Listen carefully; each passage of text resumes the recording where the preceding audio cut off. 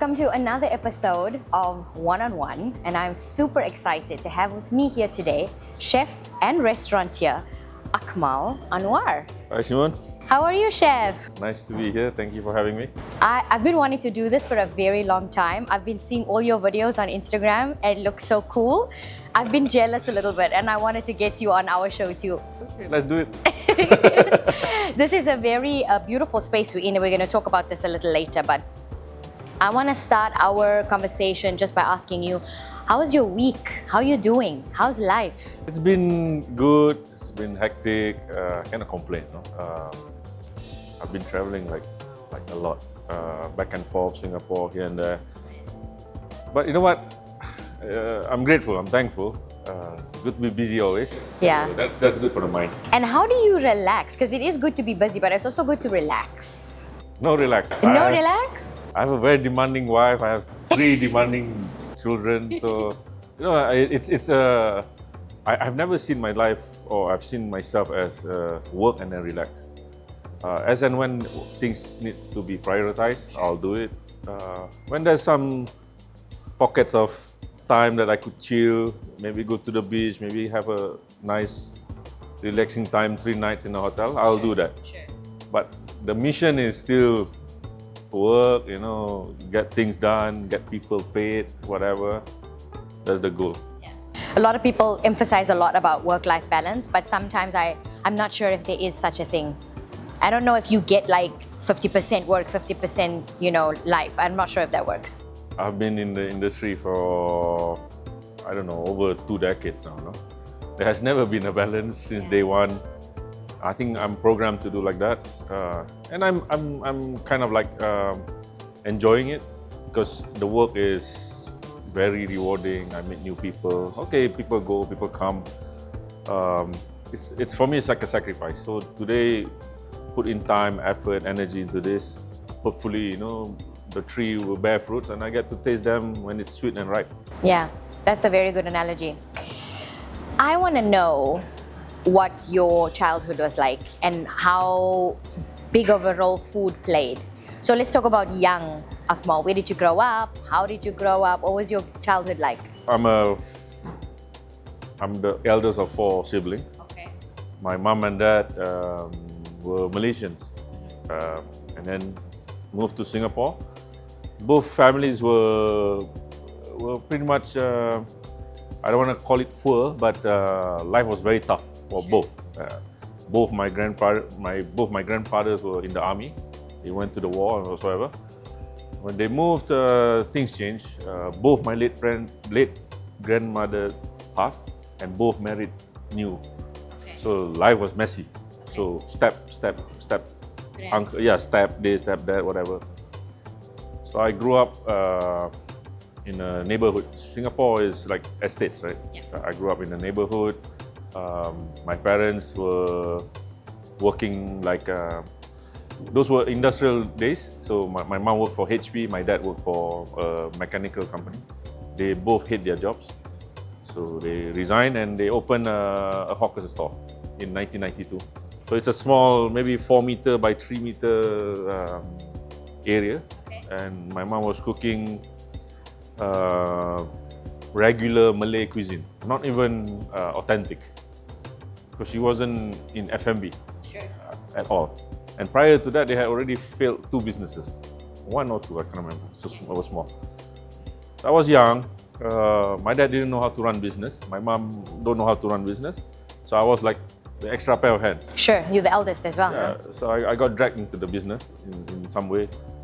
My father and mom, they were super hardworking and very angry also. Very, very, you know, fired up. Sure. So it was tough love. I didn't get to see much of friends and all that. So Sundays, I like football. I can't go, so more to the shop. Right. So that was upbringing. If you say food, every day was a gazillion kind of food in front of me. Sure. From going to the market with my mom, buying all sorts of seafood, and going to the dry market. I remember this like it's still in front. It's still right in front of me, you know. So food was everywhere, but you know what? I hated it. Yeah. Because when you're forced to do that, you don't enjoy it. I wanted to be a rock star. I wanted to play music. I wanted to play soccer. I want to chase girls, whatever. Yeah, of course. I got limitation. Yeah. But somehow, I don't know, I ended up being the same. Funny, right? How things just come back. Yeah, that's very true. But then I got my passport to the world. You turn 18, Yeah. you get your driving license, you get your motorbike license and all that. So I was wild. Yeah. I worked a little bit, have some cash. You know, you want to be, I don't want to say, you want to be free. You want to be cool. Yeah, you want to live your life. You want to live your life. And then, I don't know, somehow got into restaurants that are not so proper. Okay. Like club restaurants. Sure. We were frying jalapeno poppers. You know, those days you had metal, the grill skillet. Okay. Steaks would come in that, and then you pour the sauce and you don't get it. French fries, jacket potato. That was the start, you know. Yeah. Ostrich steak. Remember, terrible. Yeah. Really terrible. And you needed like spending money, right? That's why you went to these jobs? These venues paid Okay. because they were very busy. Yeah. So busy. Right. They were American cuisine and all that. They were making money. Yeah, tips and all that. So I was okay, I was all right. And then I was going by and I came across a restaurant, it was called Les Amis. This was the early 2000s. You know, those days, I don't know if you remember when the news of 2000, the millennium, Yeah. oh, the world's gonna end. This, so we all partied, you know, like, let's do whatever, we I don't remember care, that, yeah. smoke, and we'll Everything, do it. everything. So apparently the world didn't end. Yeah, apparently, yeah. So I found a job in a French restaurant. Oh man. I got a huge pay cut, and then I arrived at a place where it was beyond what I expected. Right. Working in a restaurant. Because this was like fine dining, fancy. Back then, if it's what you call a 3-star, no? Right, yeah. Everybody's in a long sleeve chef jacket, regimental, no talking, kitchen squeaky clean. This is very new to you, coming Very from new. the kitchens you And I used to couldn't work adapt. in. No? Yeah. You know, it's funny thing, even at those days, I have never seen an asparagus. You've never seen an asparagus? This Okay. was 2000. I was already, what, 17, 18? My first experience of an asparagus. Was at the French restaurant. Yeah, it's crazy. You know, like today, these guys, they see asparagus like they see a bean. When I saw an asparagus, I was like blown away. I don't know what's this. Wow. Even coffee for me at that point of time, when I walked in, I see this smell is incredible. What is that? So I had an Italian maitre d'. So he was telling me, oh, this is espresso, crema. I'm like crazy. When I drank, too much. Like the caffeine hits you, No, the sensory was too much to handle. Ah. Yeah, I was a estate boy. Imagine you came from coconut rice and cabbage and all like that, and then suddenly flavors you never thought. So white truffle, so big like that. It got me very intrigued. So I stayed on and worked really hard. The chef is still a good friend of mine. I still have huge respect for him. He came and see me last week. So he was somebody that put in so much. I didn't think he put a lot of impact to me, but I see him as somebody like he made me what I am today. Wow. He was my foundation, you know. Yeah. The abuse was crazy. The name calling was whatever. Yeah, it was intense back then. But I was a tough kid. Yeah. I was Akmal. Yeah, you can survive.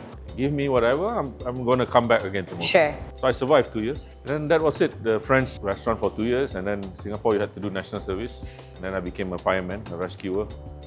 That 2 years was totally out of cooking. And how was that experience? That was crazy. Yeah, being a rescuer, very tough. Yeah? You always have to keep yourself fit. Also, In the mind, yeah. Again, no,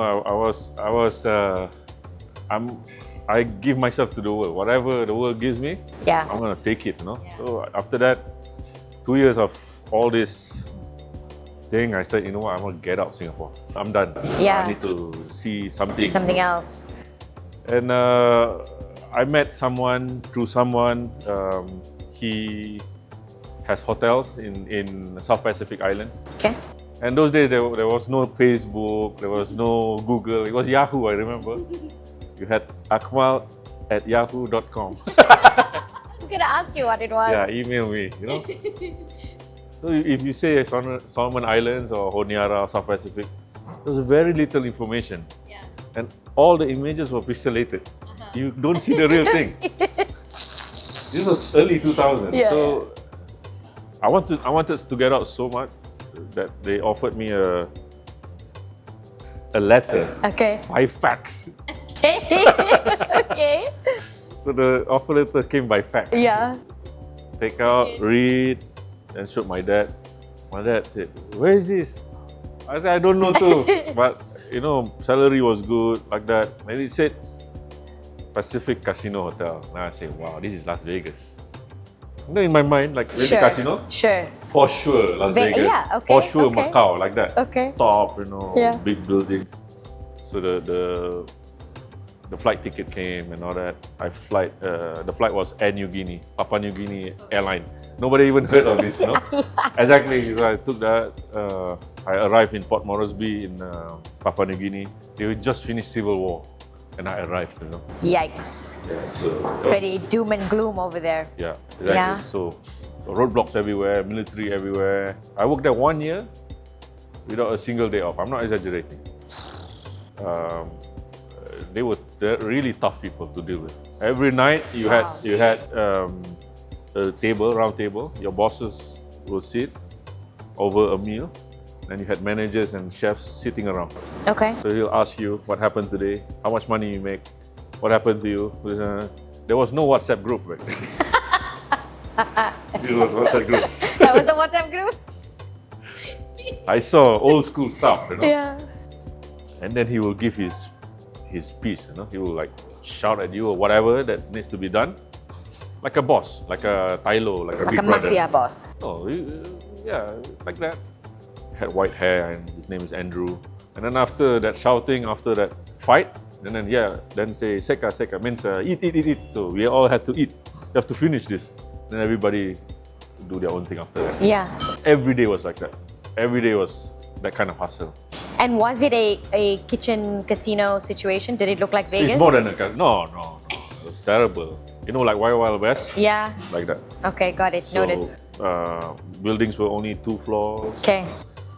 Everybody was like gangster from Hong Kong, whatever. I don't know what they were doing, what money was Yeah. spending. So 1 year after that, I left. I came back to Singapore. I worked for a Belgium chef. His name is Emmanuel Stroban. Today he's a two-star Michelin chef. And 1 year after that, I moved to Iggy's in 2006. And then today, they're still there. 2012, we were 26 in the world's 50 best. Yeah. Number 1 in Asia. In 2013, I arrived here. So you arrived here in 2013. Yes. Why? How? 2012 was my peak of the career. Sure. The restaurant was doing so well and it got global recognition. Yeah. So I got headhunted by a lot of companies. Sure. And those days, headhunting was a bit more direct, you know. No emails, nothing. They call your restaurant straight. Yeah. Like they call your restaurant and speak to the chef and say, "Oh, we're And from." then you actually take the phone, and Yeah. So I said, that is "Oh." almost unheard of now. Yeah, no. Because I know I try to get a hold of people and there's no way I'm Yeah, getting today hold they of slide a them. DM. Yeah, even that. Yeah. There was no Instagram. I had nothing, you know. You still have your Yahoo account? No. Okay. I don't know, Yahoo is still around. Yeah, I think so. yeah. I don't know actually. So call and then say, "Oh, you want to bring you to London, you want to bring you to Moscow," all the big cities. Nice. So I actually went. I went and had a food tasting whatsoever. Dubai was last Yeah. in this picture. So I didn't get any call from whatsoever in Dubai, but 4 guys appeared in the restaurant. So they were an Australian guy, a Mexican guy, an American guy, and a Sri Lankan guy. This almost sounds like a joke. Like 4 guys walk into a bar. Yeah, and they were Bermudas Yeah. and flip-flops coming to a fine dining Excellent. restaurant. Okay. And they came so late that we finished lunch. But I had this thing about chefs. Yeah. They said that they were chefs. So you know what? Okay, never mind. Just sit. I'll cook for you something. Whatever we have, we'll cook. Sure. So what I didn't know was it was Richard Sandoval. Richard Sandoval back then had 45, 48 restaurants in his belt. So when I look at that, man, unheard of. I know restaurateurs of having 1, 2, Sure. maximum 4. This guy had 45. Like then like, what the hell? That's insane. Then I checked his profile. Wow, big guy. Then he told me, after that meal, he said, wow, very nice meal. He said, can we meet tonight? I wanna, get to know you more. I said, okay, I'll finish late, then I'll come and see you. So we went to meet him in a restaurant. And then he's like, oh, I have a restaurant opening up in Dubai.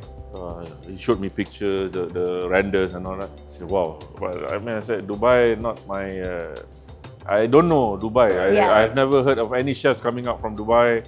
What is this place? Not interested. Then he's like, don't worry. We'll fly you in for 1 week, just do nothing. Okay.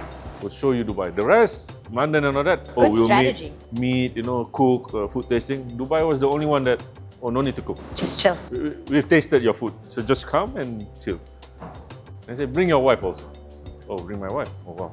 So, okay, for my wife, yeah, we pack up, we went. I tell this story many, many times. Flying Emirates alone to Dubai, they already sell Dubai. Yeah. That journey already tells you a lot about Dubai. Yeah. The service, the plane, everything. Sure. Arriving in Terminal 3, the efficiency and the high ceiling, right? Yeah. When you take your luggage. Sure. And then a BMW comes and, pick you up, no? Man, I've never sitting in a luxury car all my life.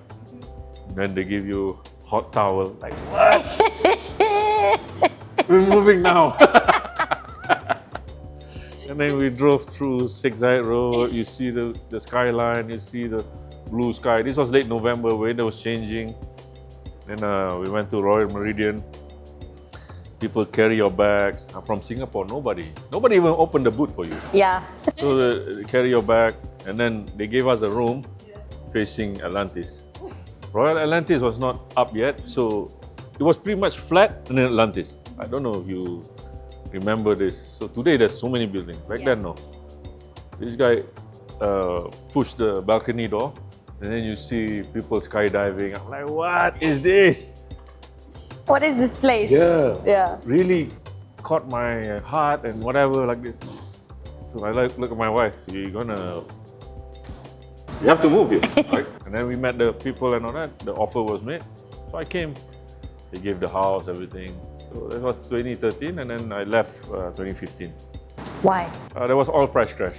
Okay. 2015 Saudi. That was very bad. Yeah. The hotel had to make some restructuring. A lot of people had to go or take unpaid leave. So I was management also, so I was given that Option. yeah, stay or so I decided to go. So 2015 I went back to Singapore and my wife was heavily pregnant with the third child. Okay. She gave birth. And then somehow I came back. I met 2 local partners. Then Trifils was born 2016. Yep. 2016, end of 2016, that came about. First year was terrible. Was first out of hotels. You were not licensed. It was in some corner of the fishing harbour. People didn't know this location. Yeah. Dubai was a very different demographic back then. People only went to hotels. Zuma, DFC. There was no Palm. Palm was dead back then. Yeah. Nobody went to the Palm. So when this came about, it got some kind of like, oh, very curious, hole in a wall, kind of like that. Right. But 1 year we pushed, struggled. I struggled so much, to be honest. And then 2018, we got a few awards, and then that one also flew. Got very popular. It was top of the town. It was something very pioneer. And then COVID happened. Of course, everybody know what happened.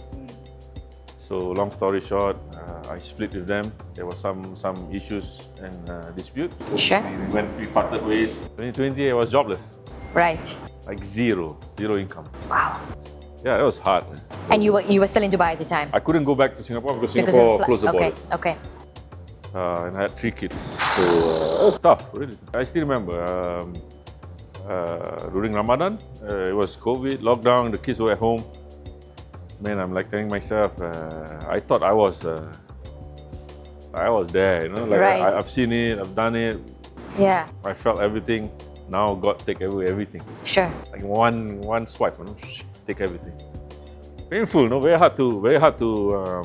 Accept? It's not about only accept. It's like you question the universe, Sure. and then you think the universe against you, and then you think everybody you meet don't like you. Everybody you don't meet, how is he gonna take it? You know, like, oh wow, he's out. Overthinking and all that. So people get to know about my departure, and then the mall called. Hey, there's a spot here. It's a Japanese restaurant. The owner left, kind of like that, during COVID. So this was, I think, September-ish, Of 2020. 2020. Okay. It's still pandemic. Right. It's still in the midst of people wearing masks, and there's curfew. You have to be home by 6. 7, Yeah, yeah. something like that. So I came and see this with a few people. And I'm like, I really like this place. Like, it's really nice, you know, it's ready. I don't have to invest so much, but I don't have infrastructure. I don't have a team behind me. So I met an old colleague, friend of mine. So I called him. I said, "Yo, this came out. You know, you want to do thing?" And they are coming from a restaurant group, which is now my partner, Sunset Hospitality. Yeah. So let's look at this. And then they came. We look at it, and then in October we signed, and then we took over, and then we opened 2nd January 2021, and that one exploded. So then, after that, the rest is history. So I have a few restaurants under my belt now. So this restaurant that we're sitting in now, this is the one you opened up. In COVID, during COVID. Wow. Yeah. And this one is Special. This is my gem. This is my Trojan horse, whatever you Yeah. call it. So it's made for the community. People know us, and we've been here 5 years now. We've been getting a lot of accolades for what we do. So this is here to stay. You know, every time I do interviews with chefs and I ask them to pick the location, I always wait for the reason why they chose that location, because I know it is something really special about that place, you know, that they wanted to do this interview in. And I see now. When I went through what I went through in during COVID, there was no choice. There was not like, oh yeah, 10 locations, pick. No, there was no choice. I was basically jobless. Yeah. I started off that consultancy, but it was, lukewarm. Yeah, right? up and down. People don't know, is this COVID gonna, Pass what or- effect yeah. it's gonna take, you know? So when this came about, I really had to make do of something, you know, of my life. I have mouths to feed. So when I took this, thank God I had some savings and all that. So when we invested in this, man, I was here day and night. Wow. Yeah, my back was getting on me, you know. I had to make it work, and thank God it worked, you know. And then things came after that, like Yeah. new restaurant offer, new partner, new investors, and all that.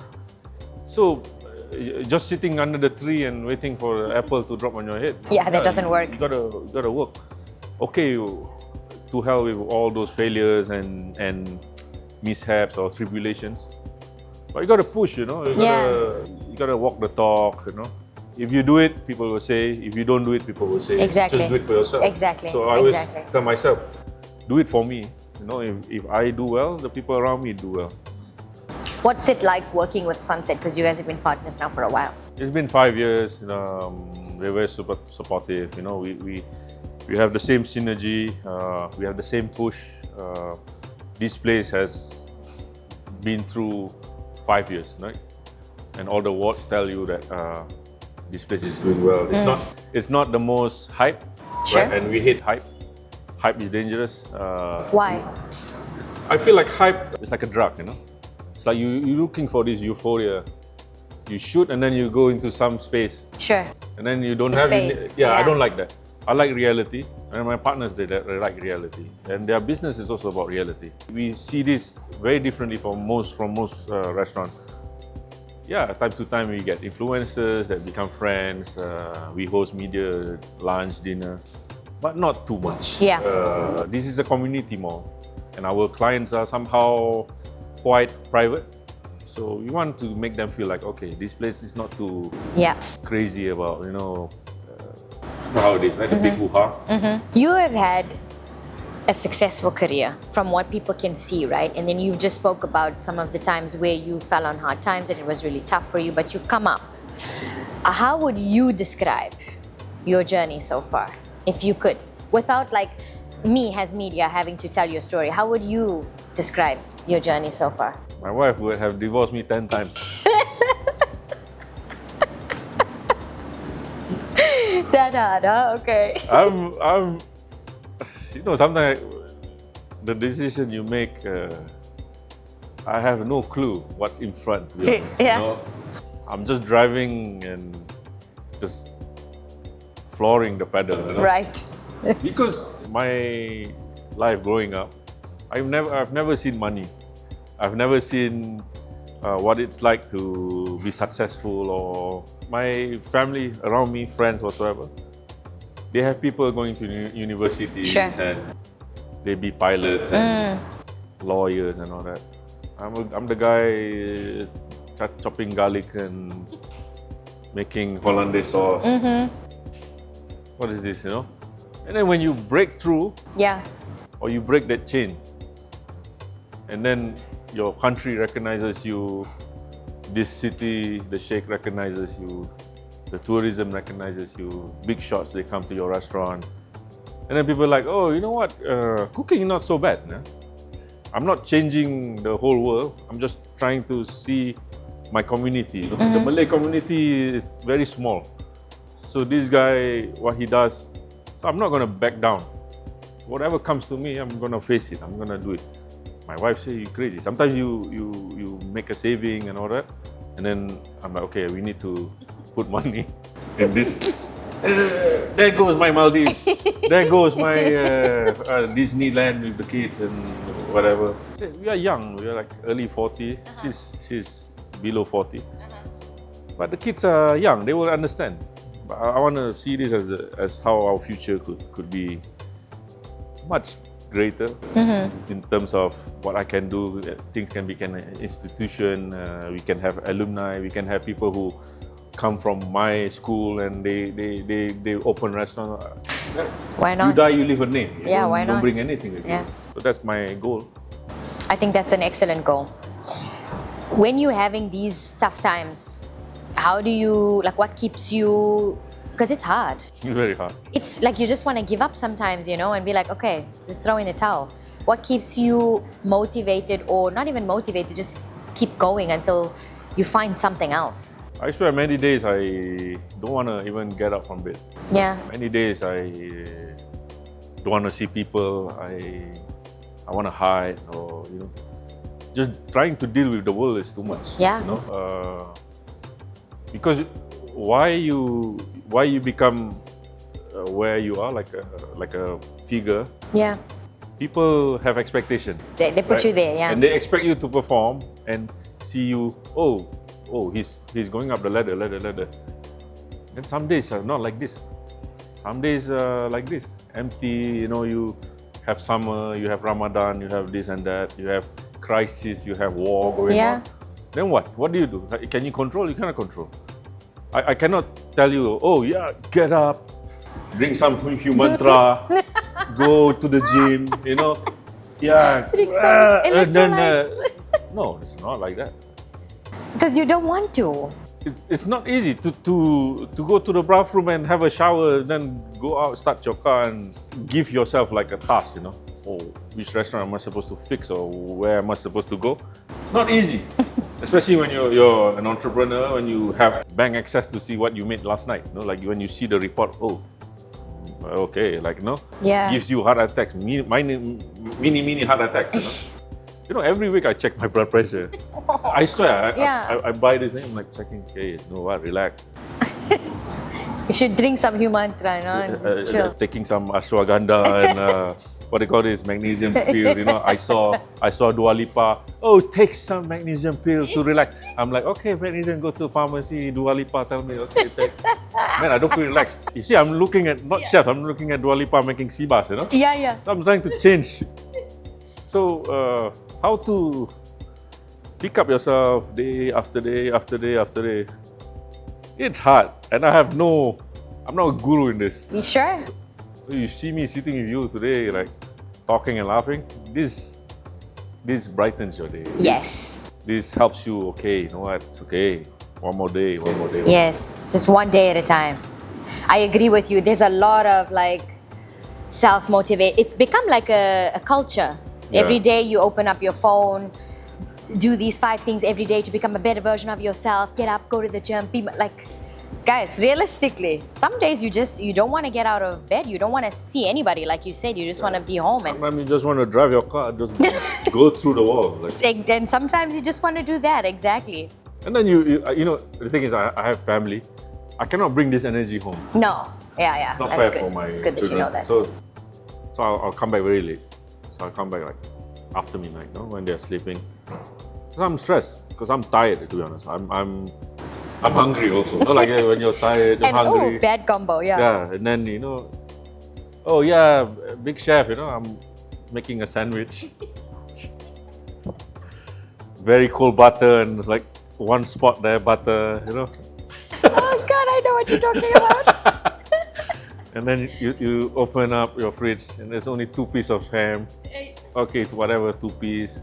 Then you're eating, you're depressed. Then your wife like, oh, tomorrow you gotta pay school fees. Oh yeah. Okay. Let me at least finish my sandwich. With my 2 ham sandwich, yeah. Life throws at you things that you would not expect. That is true. So in good times, just enjoy it, you know. And in bad, if it's bad times, it will pass. But cherish friendship, cherish relationship.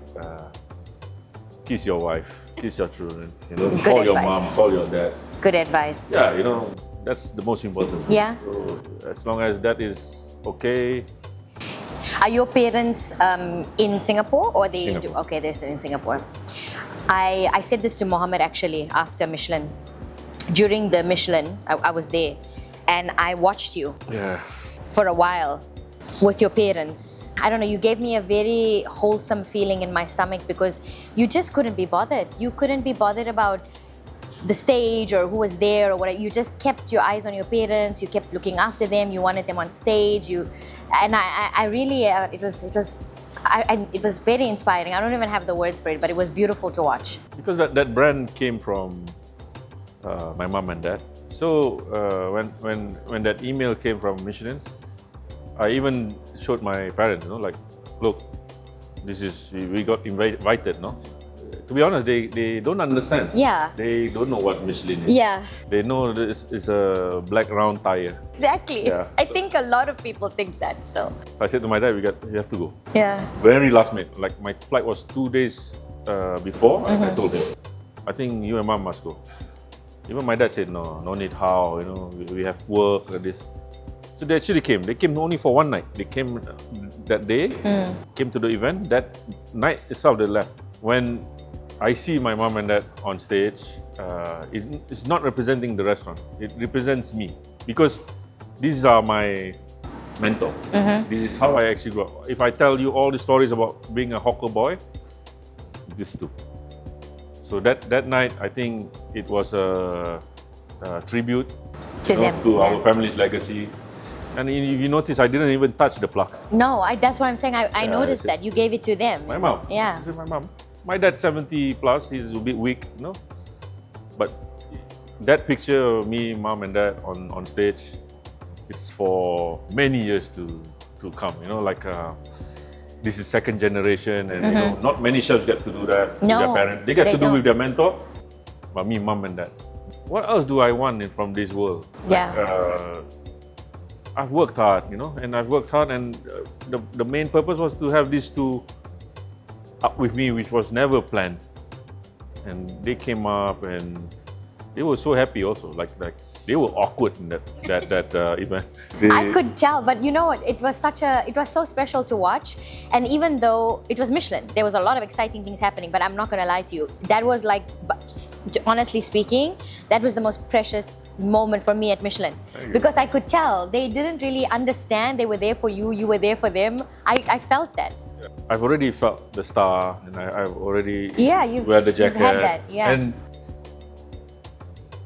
you know, I know some people get different highlights, but all that don't matter to me.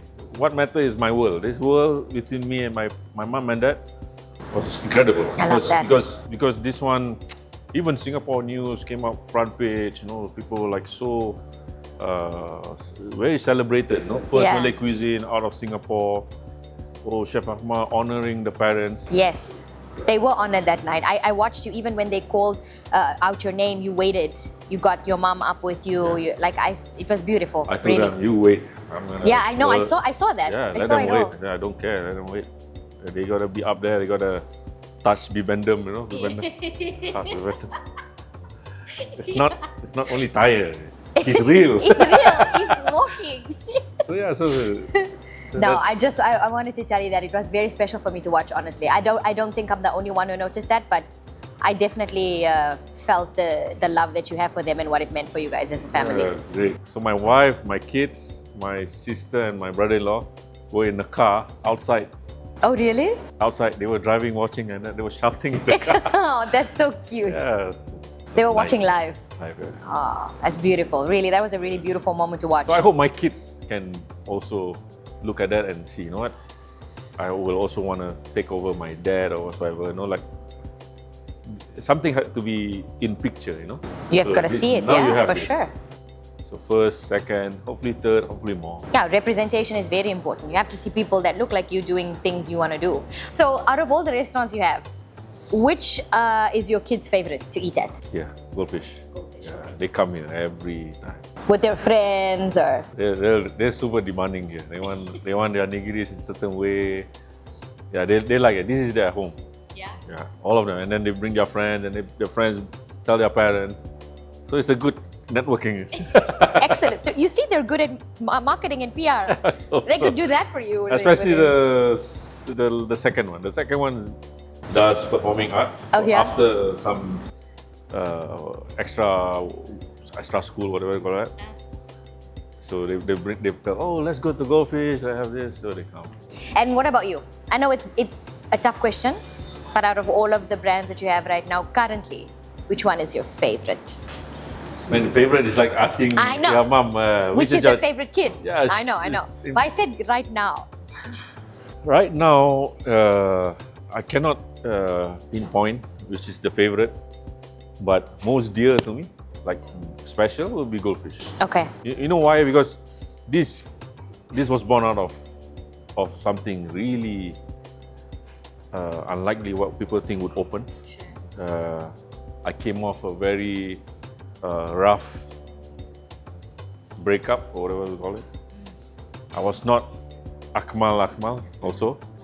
So when this was established and people were waiting out the door like crazy. So this one I cannot forget because this picked me up actually.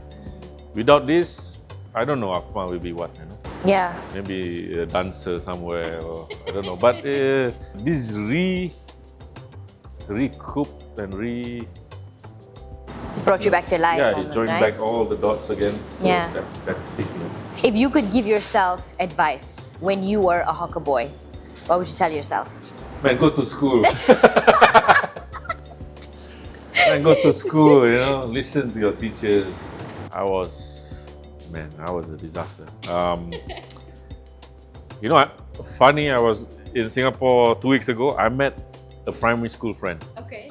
Like we've not met for 30 years, maybe, I don't know, 25 years. He approached me. Okay. Because I forgot what those days were. And you haven't seen him in a long time? Yeah, 20 over years. Wow, but he recognized you. That He means you look recognized like when you were little. No way. I have a ponytail and not different. Because I was in the media a lot. Okay. So- Okay, got it. Yeah. So he came up to me. He said, Akmal, Then I'm like, ooh. Then he's like, oh, remember me, primary school, this and that. I say, oh man, and like, oh. And then he said, oh, I became a police superintendent, high rank, like that. But I quit my job. Now I'm driving Uber. Okay. I'm like, why? Like, makes no sense. I find no purpose in life. I'm like that. And then I read. Then he said, then I read about you. Then you were like top 2 below. Like, you know, like if you're not the last, you're second last. Like exams, you know. You were making the teachers stress, whatever, and you didn't study and whatsoever. And then he told me, you know, they had a school gathering, like the like teachers, a reunion. like a reunion. But I don't know when. They said, you know, all the teachers, they couldn't believe what you actually turned out to be. Right. Yeah. So there was a guy who told me, everybody can screw up your life, but nobody will know the end. That's true. What is important is your end. That's very true. What you do today, what you fail today, what you achieve today, don't matter. People forget tomorrow. But what your end is, that will be your name. It's good advice. So your end must be important. So whatever you have done before, your past, whether you're a criminal, whether you're a failure, whether you're a successful guy, whatever, everybody waits till this chapter. It doesn't define you, right? Doesn't define you. Because you can change. Yeah. Your life has no limitations or no boundary. Whatever you can do, do it. No, I believe in God. I think if you're sincere, you're honest, He will always pave a way. Yes. And that agree. way can be big, can be small. You just stay in your lane. Yeah, good advice. Stay in your And lane. Yeah. You'll be okay. What's more important for you? Innovation or consistency? Consistency. Consistency. Yeah, because it's like sometimes when you push too much and then your engine break down, no? Sure. And then what? You brain fog, you hit a wall. Consistency is doing the same thing, good. You know? I'm not trying to be great. Great is special. Sure. I don't see myself special. I see myself as a good part of the society. If I can add to that, even I think a big problem with a lot of the world today is that too many people think they're special. Yeah. None of us are really special, if you think about it. Yeah. We think we're special. When somebody does something extraordinary and all that, they think they Untouchable. yeah. I think they think the universe will disappoint you. Oh yeah, big time. Yeah. Karma will come, Big time. things will come, haters will come. Yeah, there's a lot of that too. How do you deal with those kinds of things, like haters and things like that? You have to choose your camp, I feel. What does that mean, choose your camp? I don't want to please everybody, and I don't want, and I would be friendly, but I'm not your friend. Sure. So That's good. I like that a lot. You want to be nice. I will be friendly, but I'm not your friend. I like that. I'm going to use that. I'm going to borrow that. You have to be good. You don't have to be nice also. No? I believe in that. I really believe in that. Yeah. Sometimes shutting off a relationship with certain people is for the good. Yeah. But sometimes people being nice and it becomes toxic and whatever. Sure. And I've experienced this many times. There will be always people who are better than you. There will always be people putting you down or saying things about, oh look, you know, I knew this would not work. Oh, I knew he would fail. Oh, I knew he would behave like that. So you cannot shut this down. The only way to do this is just to stay at home and not leave your home. Which is, then, yeah. Nobody know you. Yeah. But if you're gonna go out, you're gonna step out and your head is under the sun, yeah. Everybody sees you, everybody will say, everybody has an opinion. Yeah. So I strongly feel if somebody hates you, okay, use that energy to fuel something else, right? Make it to a positive thing. Maybe learn from it. Maybe use that as a excuse to, you know what? You say this, okay? Maybe Yeah. I push myself. Make it a tool.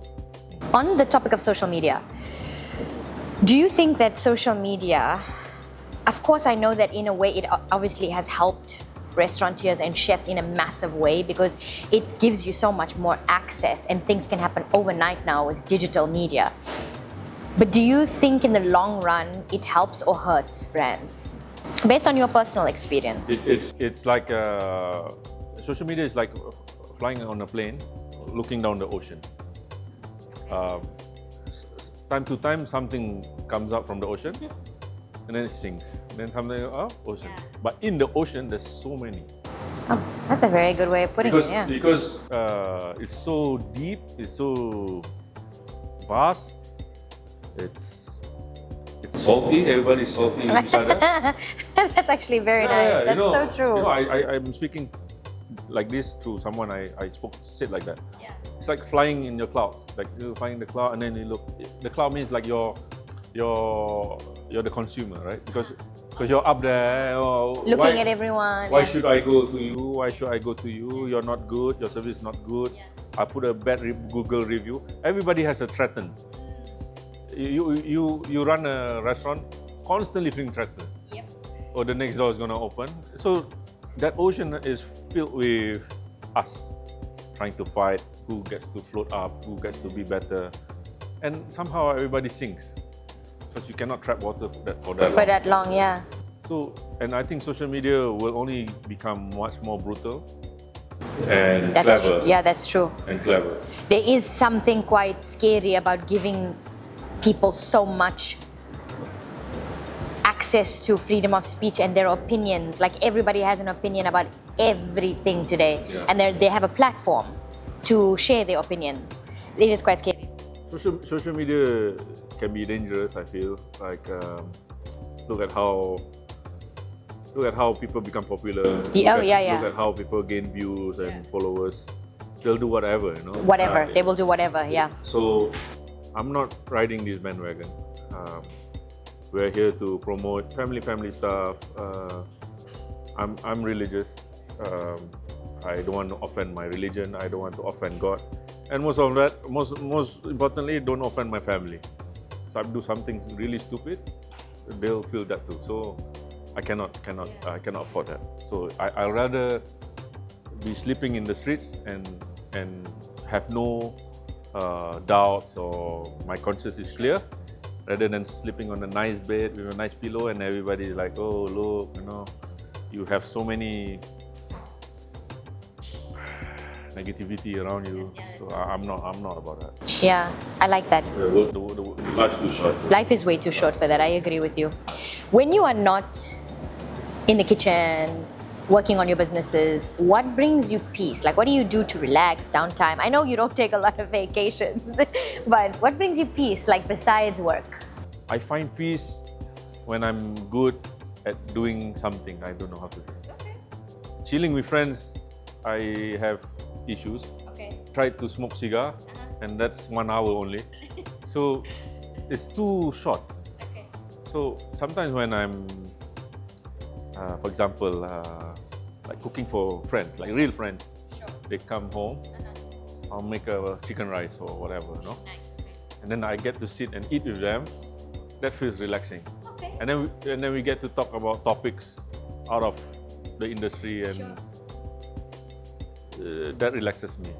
When you are in the kitchen and you are in your businesses, what are the like non-negotiables for you? Like the things you don't even have a conversation about. It has to be like this. No drama. It's all work. We're here to feed people. We're here to serve people. If they are paying, they deserve to be treated good, and why they come to you and all that. No music. No music? No music. All my kitchens, no music. Why? They have to focus. That was my question, you know, that I was going to ask you. Music on or music off in your kitchen? Yeah, kitchen off. You have to focus. You're dealing with knives and all that. Too many horseplays and hanky-panky can be quite dangerous. And I've seen this.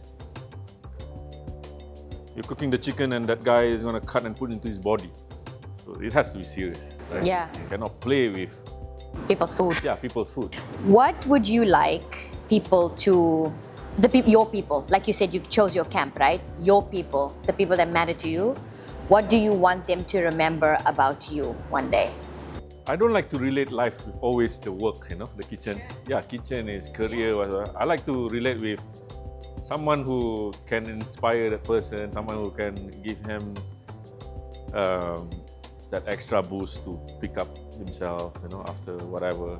And I have friends who somehow my words help them, and I like that, because when you come to Earth, you're supposed to do that. You're Yes. supposed to help people Inspire. in any way you can. Not only money, food, whatsoever, clothes, but sometimes you speak because they say the tongue is like a sword sometimes. Sometimes when you say something bad, Cuts. it cuts someone. And I've done that before. I've offended people too, But I'm trying to learn from that. I was a very hard person back then. Today I'm not hard on people. Sometimes I'm hard to myself too. Why this is not happening? Why is this and that? Again, blaming the universe, this and that. So I don't want to do that. So I want people to remember that, oh, Akmal helped me. Akmal did something for me. We've got some goodies behind us. You want to tell me what I'm looking at? So these are burgers, yeah? So these are sliders. Sliders. So this is our Goldfish MVP.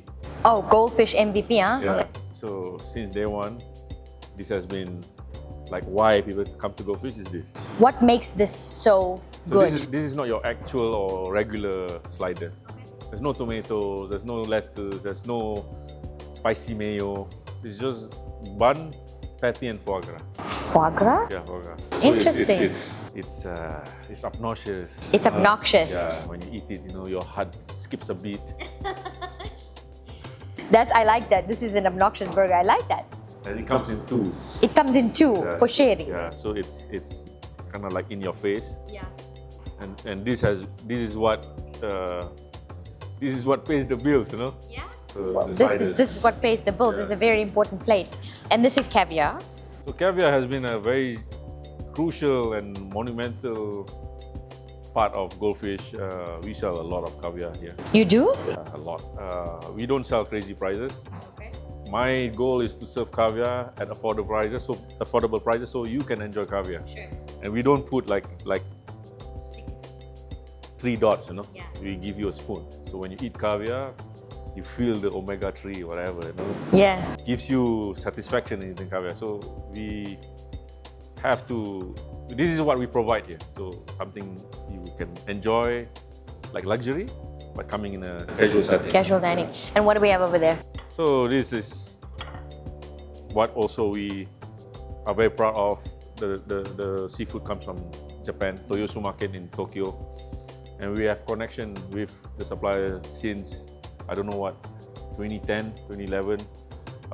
This guy that I work with, he's my supplier. Very exclusive supplier. I helped him out during the tsunami. Oh, wow. And since then, we became so close. And today, a tribute to our friendship is also seeing his seafood in Dubai. Chef Akmal, before you go, I'm going to do a fun segment for you. This is called This or That. So that, Yeah. So I will ask you 2 options without even thinking which one screams at you the most for yourself, right? Okay, you ready? You sure? Okay. Precision or passion? passion, Night service or early morning prep? early morning, Food truck or pop-up? food truck, Spicy or mild? mild. Mild? I didn't pick you for a mild guy. I'm a mild person. Yeah, and then and then I was gonna ask you, silence in the kitchen or music on? And you say, I know now why. No Love Island over here. It's silence in the kitchen. Silence and work. Chef Akmal, it's been such a pleasure. I really enjoyed this Amazing. conversation. Exactly, amazing. This was super fun. Thank you so much for giving us your time. I know you're super busy, but I really appreciate this. Always a pleasure. Likewise, and this is your home. I'm gonna come with your daughters, and we're gonna all have lunch together. Yeah. Thank you. No, thank you. Thank you. Such a pleasure. Thank you very much. Bye-bye.